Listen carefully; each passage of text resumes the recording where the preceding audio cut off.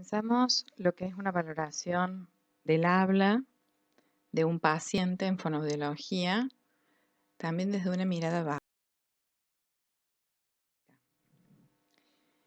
La valoración va a ser como el peldaño de la escalera al conocimiento del paciente que se encuentra en la encrucijada entre una buena admisión, una buena anamnesis y previo a la idea de diagnóstico. Y por tanto, necesaria para pensar una terapéutica en caso que sea necesaria.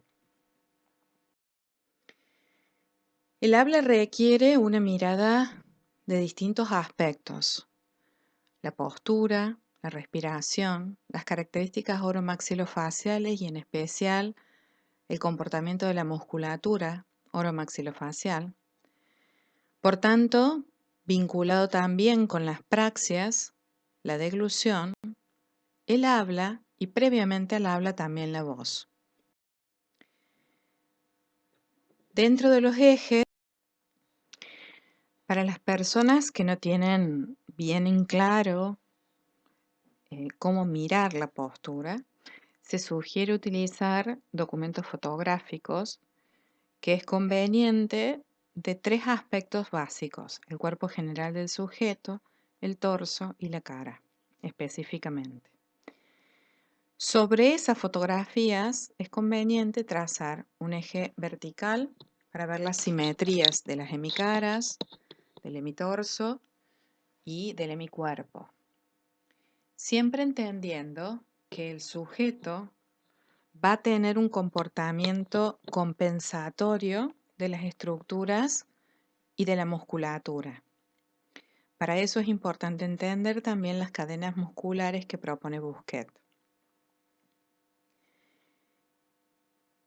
Luego del eje vertical se van a trazar ejes transversales, que en el caso del cuerpo serán la base de sustentación en donde se están apoyando los pies, la base de la cintura pelviana, la cintura escapular, y observar el paralelismo de estos ejes transversales, en el caso del cuerpo. En el caso del torso, vamos a ver el eje de la cintura escapular en relación a los distintos ejes de la cara, ejes en cejas y bajo nariz. Y también la relación que hay con las simetrías que da el eje vertical. Eso es de frente. De perfil se va a trazar un eje que va a ser en relación a todo el cuerpo, que va a ser perpendicular a la base de sustentación y que va a usar como puntos de contacto el malar, el esternón y el pubis del paciente. Ese eje es vertical y cae intentando que provoque un ángulo recto con la base de sustentación del paciente para reconocer las distintas disarmonías posturales en la postura en reposo. Siempre vamos desde lo macro a lo micro, de lo general a lo particular, es decir, primero pasamos por el torso, por el cuerpo, por el torso y luego por la cara. Desde esa noción de lo postural, una de las miradas importantes la va a dar qué sucede con la respiración y esa postura.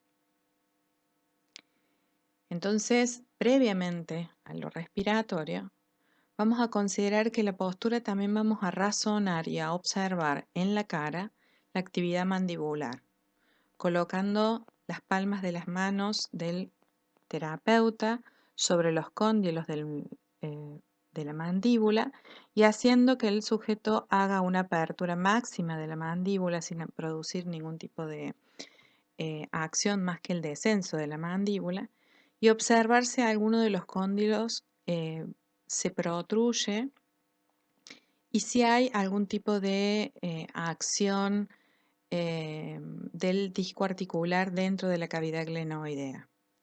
También es importante ahí visualizar y observar el comportamiento de ambos incisivos, de las arcadas superiores y de las arcadas inferiores.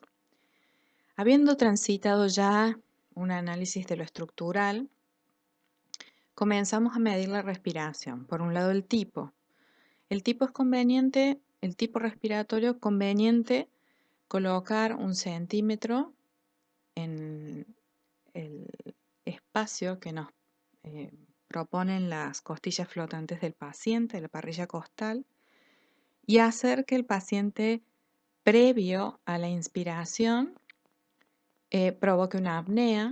Nosotros ahí tomar la medición de cuántos centímetros provoca este diámetro, luego hacer una inspiración profunda y luego comparar la misma medida con la que se propone un poquito más arriba de la parrilla costal, a nivel costal superior, es decir, bajo las axilas del paciente.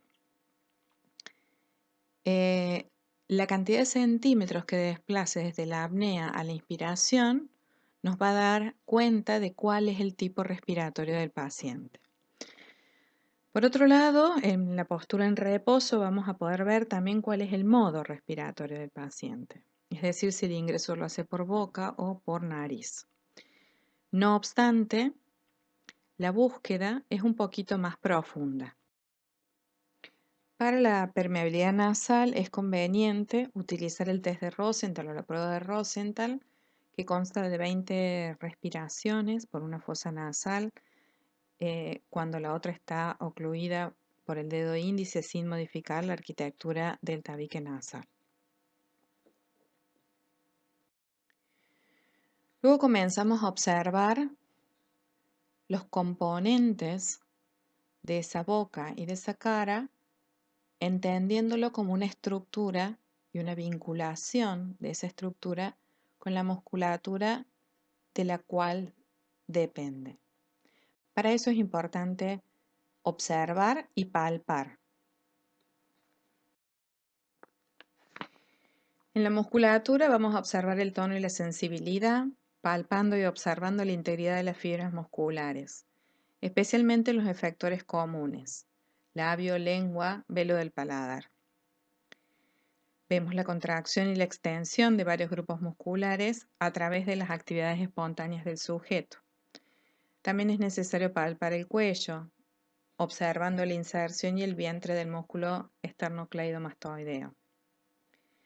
Luego, es importante reconocer como distintas etapas de observación. Uno, la integridad de las fibras musculares; por otro lado, la movilidad espontánea; y después ya la coordinación y disociación, que la vamos a ver a través de las praxias.